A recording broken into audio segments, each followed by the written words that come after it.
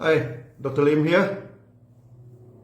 In our last video, we mentioned that we had the last meeting in Davao of Philippine, and the sales started to pick up aggressively in Philippine. Before establishment of DXN in Philippine, there was one competitor, or more appropriately, our imitator, as they always imitate what we are doing, has entered Philippine market 9 months before us. In any competition in the market, whoever lead the market first by right has the upper hand in the competition. But that competitor has great fear for DXN, as we have better farm management, production system, and more advanced marketing management of one world, one market. Whereas they were taking the products from third party and their farm and factory were mainly for show only. Then when it came to marketing, they were a big mess and committed the worst mistake in the market. The company became the competitor to the members. Let me explain this. In DXN, all the shareholders, including me and all my family members, the key staff and all staff of DXN are not allowed to become a member and active in the market. As a shareholder and company staff, we are having a lot of resources in our hand. If we become a member of DXN, we have all the stock at hand, all the support from the company. Other members simply cannot compete with us. This shall lead to unfair competition. When a company competes with the members in the market, it is a matter of time the members feel that it is unfair to them. Then either they form a new company and compete with the mother company, or they join other company and masters and leave the mother company. Over nearly 30 years in the market, once in a while there may be some leader jump ship here and there, but basically you never find a huge group of DXN members simply left and join other MLM company. The reason is simple. DXN always help the member in the market, never compete with the members. Then why should they leave DXN? But many of our competitors never adopt such a policy. They join hands with the local partners in the new country to form a joint venture company. Then they allow the local partners to sponsor people to establish lines in the market, and worse still, their marketing plan is not the same with the mother company in Malaysia. There are one world, too many markets, not one world, one market.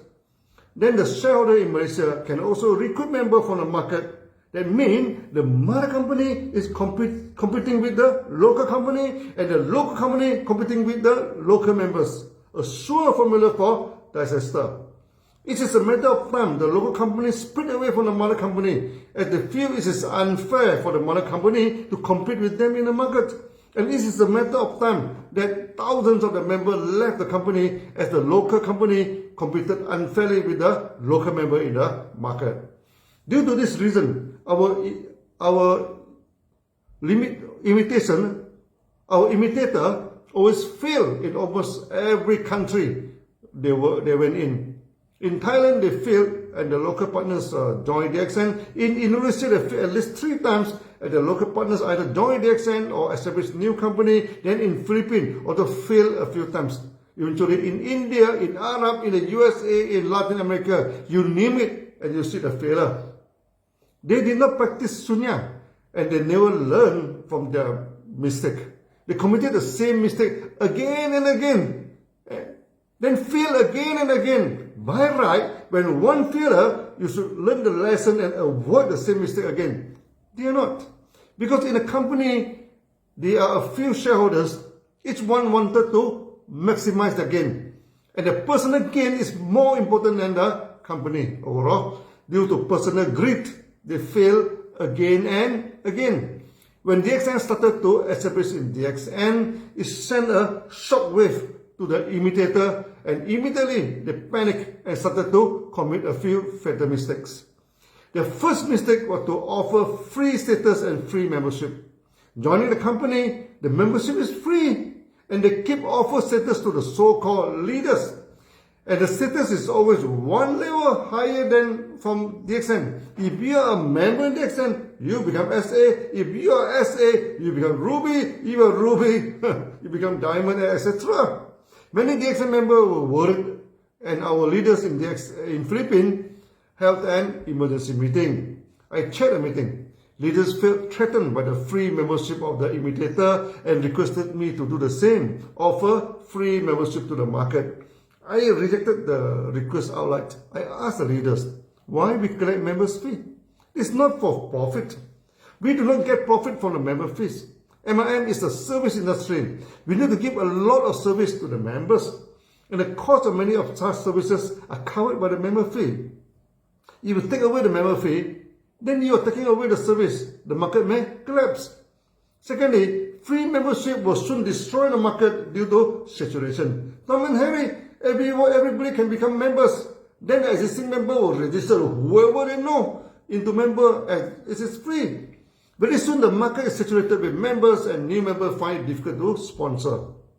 If the market has to pay for member fee, only those interested will join. Many may not join, but this will be the future customer or prospect for the new members. In this way, the market becomes sustainable. Instead of giving free membership, we went for the Visit Malaysia campaign. More than 40 members qualified for the campaign, and soon we form a team to visit Malaysia. The visitation was a huge success.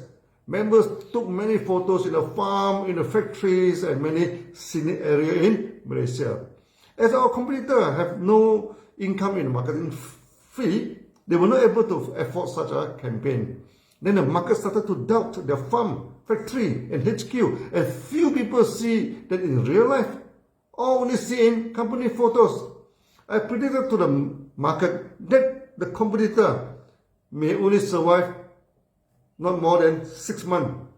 The reason is very simple. When you started to offer a position, many people will spend time negotiating with the company to gain that position rather than work it out from the market. Worse still, unrestricted giving out of position created saturation of status, where the downline is the same status of the upline. Add to the fact that the sales are weak, immediately many upline, the bonus collapse. They may not last long then. And true enough, in about 4 months' time, the competitor collapsed. Not even lasting for 6 months to compete with DXN. Due to over expenses and too much money paying for the buying over of the leader, the competitors stopped paying the bonus for the last 2 months and collapsed. This created an uproar in the market. As usual, a lot of the members joined DXN en masse and paid member fees, of course. Then the competitor used the bonus money which they were supposed to pay to their old member and establish a new company. Then they started to offer heaven and earth, the same sweet talk again. In MLM, many people have short memory. Even they are cheated by those company and money games. Then the re-established company gives sweet promises and grand meeting with a lot of fanfare, shining color, strong music, and many fashion show. They were illusioned by all this gimmick and started to join the company again. By right, if they manage the market properly and mind their own business and did not come and disturb DXN, they should be able to establish back the market. Then they committed the second fatal mistake. They put the sales officer very near to that of DXN. At the time, our sales office was on the 4th floor of a commercial tower. They rented on the 6th floor, right above us, with a clear malicious intention to win DXN members to their company. Once again, our leader held a meeting and I chaired. I told the member, when two companies were competing in the market, how do you know which company can win the market? The answer is simple. Who can give a better service will win the market. It doesn't matter where you put your office. I told the leader, when two maniacs were pulling the iron, which maniac will get the iron? Of course, the stronger maniac will get the iron. When the competitor put the office so near to us, and our meeting was full of people, and their meeting hardly filled half the hall, the members shall ship over to the DXN, and we eat them alive now in the market. The result was exactly as I predicted. Many of the members, before going to the 6th floor, they stopped over on the 4th floor and peeped what DXN was doing. That time our meeting was packed with members, no, and you had to stand at the back if you come a bit late. Whereas our competitor, the meeting will always lack people. Very soon, many of the members joined DXN. Instead of pulling member of DXN, we pull a member from them. Within a few months, the competitor collapsed again. In the next video, I shall tell you the story of how the competitor turned crazy and competed with us all out. And unfortunately for them, again, all out failed. See you again. Bye-bye.